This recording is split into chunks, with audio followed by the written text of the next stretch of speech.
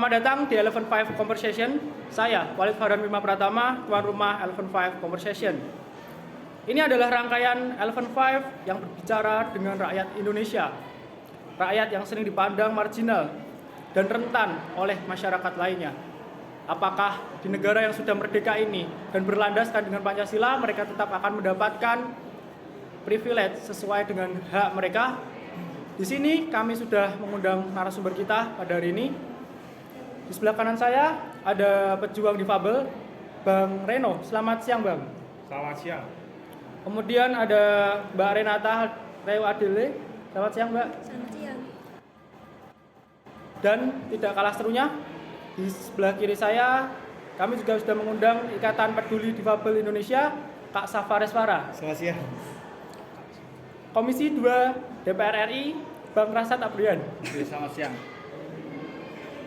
Baik, di kehidupan yang serba digital ini, kita sangat mendapatkan hantaman luar biasa dan berita-berita panas yang sering beredar di sosial media, yaitu tentang bullying yang sering marak terjadi pada kaum marginal dan kaum rentan. Di sini saya akan langsung saja bertanya dengan Bang Reno. Gini Bang, Anda itu kan sudah sejak lahir ya Bang? Kayak seperti ini? Bukan. Saya kecelakaan. Kecelakaan Bang? Iya. Nah, selama hidup Abang nih, apakah Abang pernah mendapatkan seperti diskriminasi sosial? Ya tentunya awal-awal memang saya kurang ikhlas dengan keadaan saya seperti ini, tapi lama-kelamaan saya sudah menjalaninya bertahun-tahun, ya saya akhirnya ikhlas saja. Dan juga adapun diskriminasi, saya tidak peduli apapun itu. Saya hanya melakukan pekerjaan saya, yang dimana saya sebagai dosen di salah satu universitas Indonesia. Oh, keren. Nah, mungkin harapan Abang nih bagi teman-teman difabel lainnya untuk tetap semangat dalam menjalani hidup.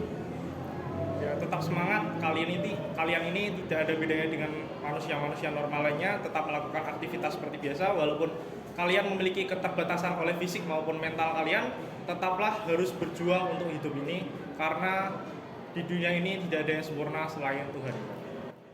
Tapi kan berjuang itu kita harus membutuhkan modal Bang. Itu bagaimana? Mereka itu sudah pesimis duluan itu biasanya. Yang gimana pemerintahan kita itu sudah melakukan berbagai normalisasi untuk para kaum difabel seperti saya sendiri. Ya walaupun saya dulunya dari lahir adalah manusia biasa, tidak ada kekurangan, maksudnya dalam segi fisik, namun karena suatu musibah saya mendapatkan Seperti cobaan gitu. ya seperti hantaman pada saya, yaitu tangan saya harus diamputasi karena pengeroposan tulang maupun retak-retak yang sangat besar, sangat tidak bisa Berarti ini hitungannya itu berarti Anda itu terhambat kegiatan sosialnya. Awalnya memang saya tidak pede dengan keadaan saya, lalu lama-kelamaan saya ya bersyukur dengan alhamdulillah saya masih bisa selamat, walaupun saya dihantam dengan kecelakaan seperti itu, saya masih bisa selamat. Saya sangat-sangat bersyukur. Nah gini Bang, ini kan kita itu sering berbicara bahwa negara kita itu adalah negara hukum dan negara yang mengunggulkan yaitu tentang hak asasi manusia Bang. Nah, di keadaan Abang sekarang ini apakah ada kontribusi pemerintah untuk peduli dengan Abang? Tentunya ada, tapi karena saya adalah seorang difabel yang memiliki pekerjaan yang dimana saya seorang dosen, tentunya saya dianggap sebagai orang yang terhormat seperti itu. Tapi Mungkin, itu membutuhkan effort besar dong untuk bisa ada di titik Abang saat ini. menurut saya sih enggak ya, soalnya saya dulu setelah jadi dosen saya terkena musibah kecelakaan yang akhirnya tangan saya ini harus diamputasi. Oleh karena itu saya mencapai titik yang dimana saya mencapai dosen lalu saya mengalami kecelakaan.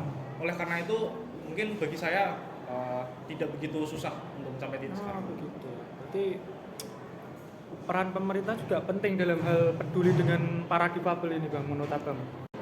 Sangat penting. Tapi apakah selama ini Abang udah melihat mereka itu tampak aktif dalam peduli dengan para difabel? Tentunya ada, yang dimana mereka itu melakukan berbagai edukasi kepada masyarakat bahwa kaum difabel adalah orang yang sangat dicintai oleh Tuhan, dan tentunya mereka ini adalah suatu bagaikan emas di dalam gubuk padi. Keren ya. Mereka ini berbeda namun memiliki keistimewaannya masing-masing. Oke, keistimewaan masing-masing. Berarti sudah cukup baik ya peran pemerintah ya. Sudah cukup baik. Sudah cukup baik. Nah, kemudian di sini kita juga akan membahas tentang orang bisa mengatakan bahwa ini adalah derita kaum rentan. Nah, di sini kami sudah memanggil Mbak Renata. Iya. Di sini, Mbak. Nah, Mbak Renata ini kan biasa orang bilang tuh adalah masuknya itu adalah dari keturunan Chinese ya, Mbak? Iya. Ya. Nah, katanya itu Mbak Renata juga kalau di sekolah dalam bersosial masyarakat itu sering dikucilkan. Itu bagaimana, Mbak? Ya mungkin dulu waktu saya SD itu saya sering dikucilkan, terutama sama orang yang berbeda suku dari saya. Gitu. Jadi mungkin karena mereka mungkin tidak mau mempunyai teman yang berbeda suku gitu. Nggak mau memiliki teman itu Iya, berarti. maksudnya kayak teman beda suku. Terus Anda kemudian berinteraksinya gimana itu? Mungkin saya dulu berteman sama orang yang mau berteman sama saya gitu. Oke, berarti nggak semuanya mau berteman nggak gitu ya. Nah, sekarang tuh berarti Mbak Renata gimana ini sekarang untuk pekerjaan? Pekerjaan saya mungkin saya ambil cuti beberapa hari karena saya lagi hamil dan saya ambil pekerjaan sebagai karyawan di suatu pabrik. Ya. Nah, Mbak Renata ini kan juga salah satu kaum yang rentan, ya. Sebagai bisa dikatakan adalah minoritas dalam sosial itu. Apalagi Mbak Renata ini sedang mengandung. Nah, hal apa yang membuat Mbak Renata itu menjadi keberatan? Maksudnya ribet dalam hal bersosial. Mungkin karena orang tua saya juga orang keluarga Chinese yang tinggal di suku Jawa. Jadi orang Jawa itu kadang berpikir kalau orang Chinese tuh pasti orangnya tuh enggak banget gitu. Oke. Nah, selama ini Mbak Renata mendapatkan privilege apa dari pemerintah? Mungkin untuk suku itu mungkin tidak ada. Tidak ada. Tidak ada. Cuman untuk pelayanan kesehatan, Pelayanan kesehatan ada tentu. berarti pemerintah tetap tidak membeda-bedakan walaupun berbeda suku itu. Iya. Oke, berarti sudah bagus ya. Ya. Oke. Kemudian saya akan lanjut langsung sapa di sebelah kiri saya dari Ikatan Peduli Difabel Indonesia, Kak Safa Resvara.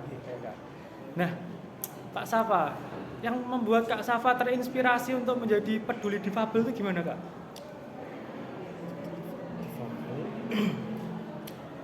Ya, Gimana?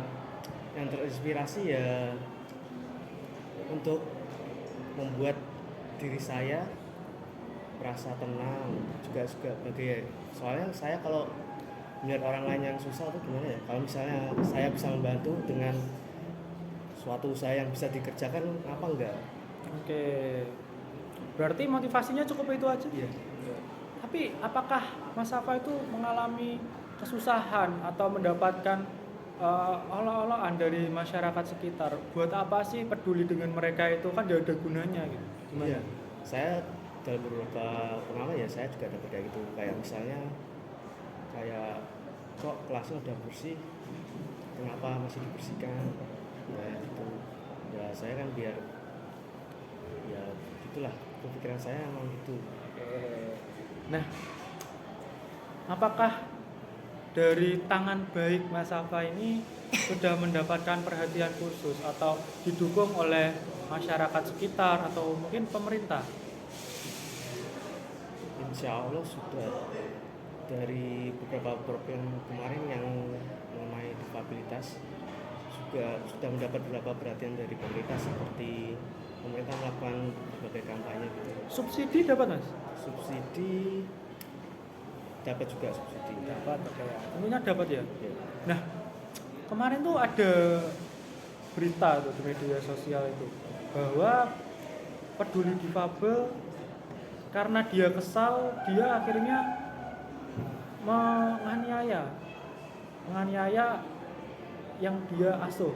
Itu bagaimana menurut mas? Itu dia berarti tidak bertanggung jawab, atau awalnya mungkin dia itu ingin cari muka saja kepada pemerintah ketika tidak diberikan ruang atau tidak diberikan perhatian oleh pemerintah, terus mereka itu kayak cuma-cuma. Itu Mas Safa gimana menanggapinya?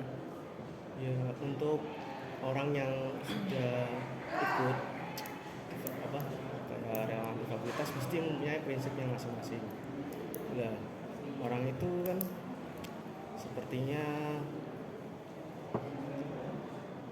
memiliki prinsipnya yang dimana dia tuh tidak tahu, kita tuh tidak tahu sikapnya dia tuh gimana ya. Mungkin dia ikut mendapat perhatian juga bisa membantu orang lain. Mungkin dia gitu, tapi dia sudah membantu orang lain tapi tidak mendapat perhatian dari pemerintah. Jadi kayak semacam emosi gitu ya. Tapi tentunya tidak berlaku untuk Anda kan? Enggak. Oke, bagus. Kemudian gagasan apa aja ini yang sudah direalisasikan oleh Anda?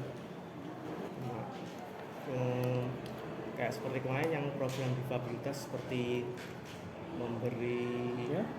bantuan seperti apa ya, kayak membuka pendidikan kecil untuk memberi mengajari difabilitas yang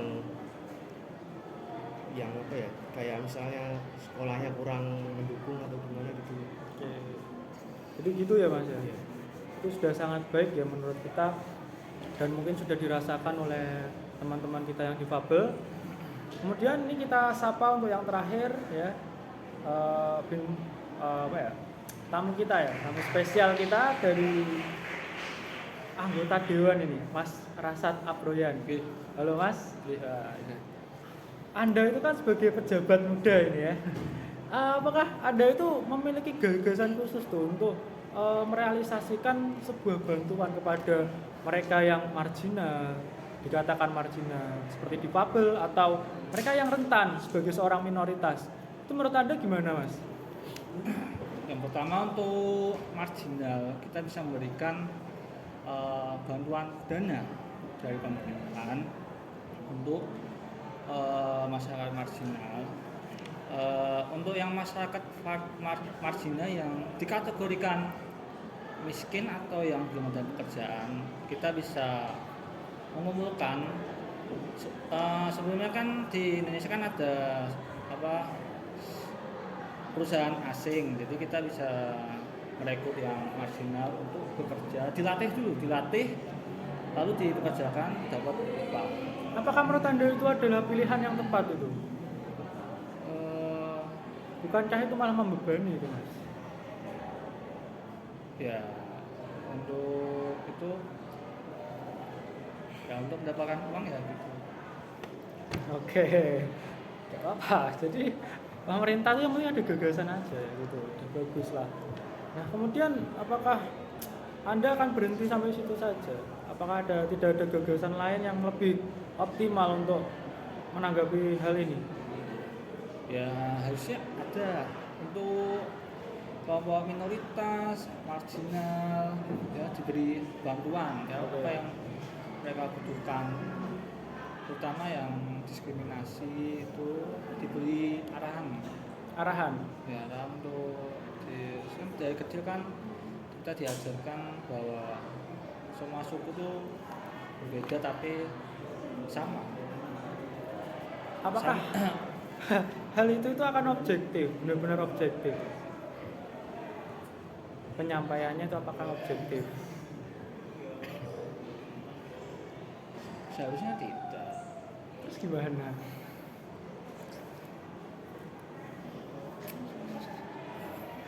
Anda itu harus siap dengan jawaban pertanyaan-pertanyaan seperti itu Mas ya. Gimana itu? Anda gimana? Kira-kira? Ya marginal kan untuk kelompok marginal ya yang daerahnya terpinggirkan, mungkin kita bisa itu memberikan bantuan seperti apa ya, istilahnya tuh Bansos itu, bansos. rumah susun.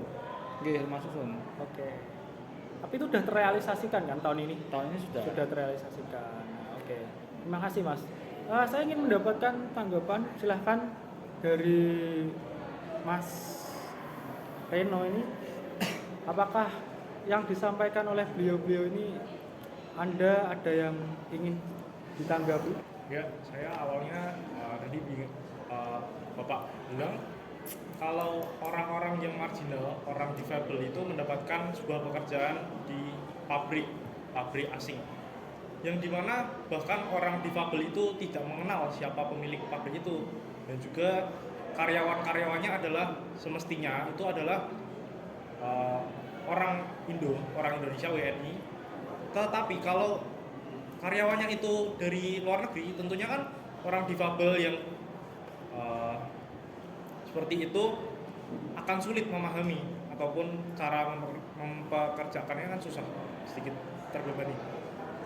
Nah, menurut saya mereka itu mendapatkan sebuah pendidikan yang dimana pendidikan itu tidak ada diskriminasi terhadap kaum difabel seperti saya ini.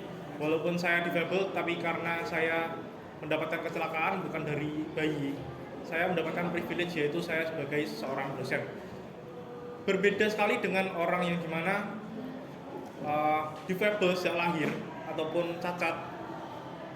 Mereka itu biasanya seringkali mendapatkan sebuah diskriminasi dari pihak sekolah. Misal ibu si A mendaftarkan si A ke dalam sekolah menengah pertama SMP, di mana SD-nya dia itu biasa saja dari teman-temannya, mungkin dijauhi, tapi dalam sekolah guru itu sama halnya dengan murid-murid yang lain, tidak membeda-bedakan. Tapi saat si A memasuki sekolah menengah pertama SMP, beliau ini mendapatkan sebuah diskriminasi, tidak boleh masuk sekolah itu, dan mengharuskan anak si A ini untuk sekolah di SLB.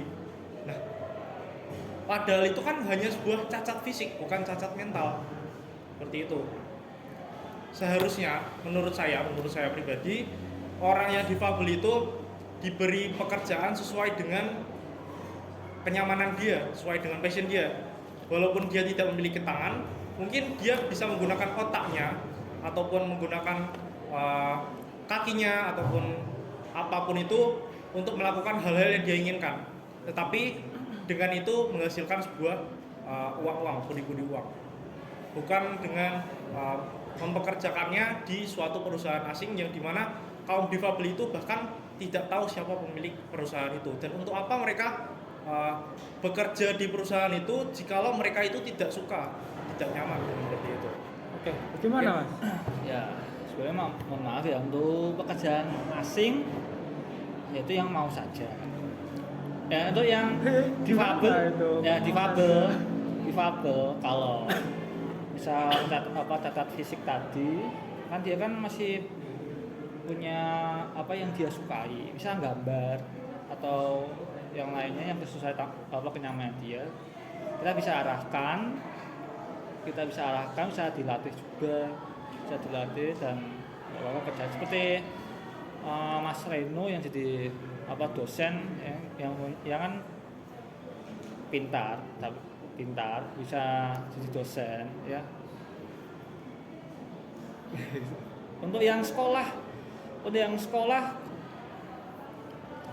seharusnya sih tidak boleh ada diskriminasi ya untuk difabel.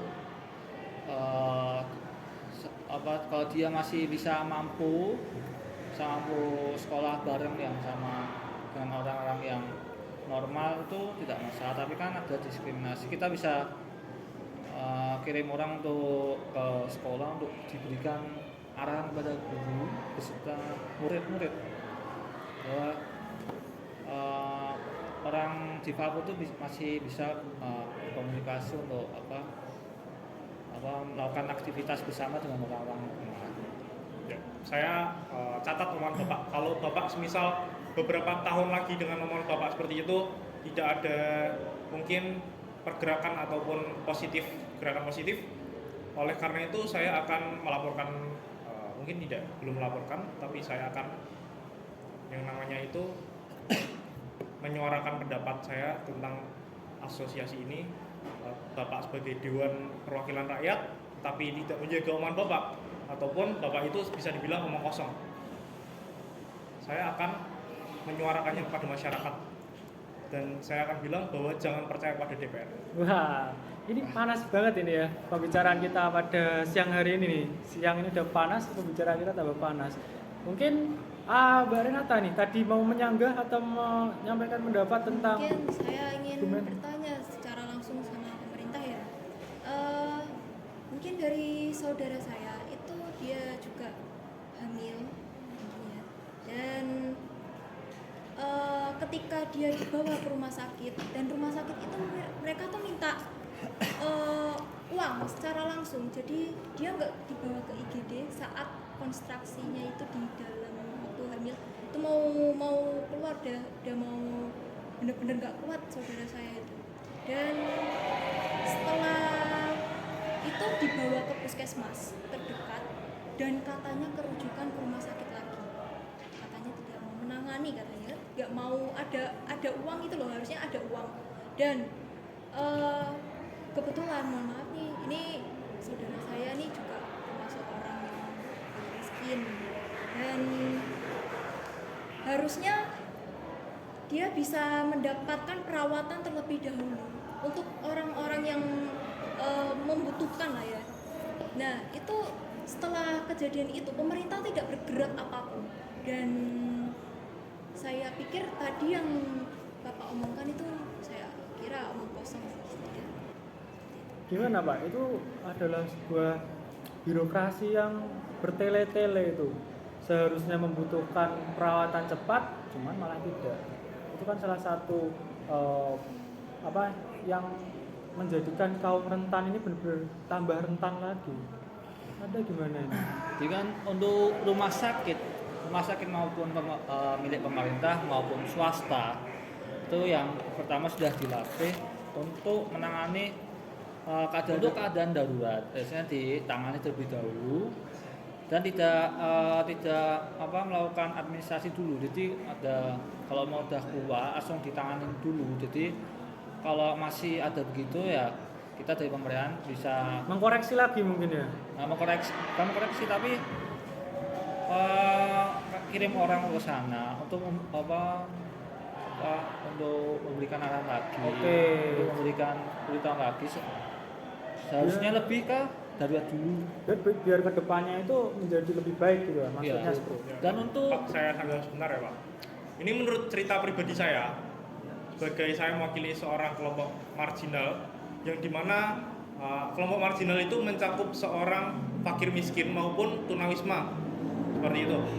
Yang dimana Bapak menjelaskan bahwa akan melakukan tindakan kepada rumah sakit yang melanggar aturan, yang dimana mereka itu tidak mencondongkan hak asasi manusia dengan cara mereka itu memberatkan biaya dahulu, kemudian baru mereka itu bertindak seperti itu.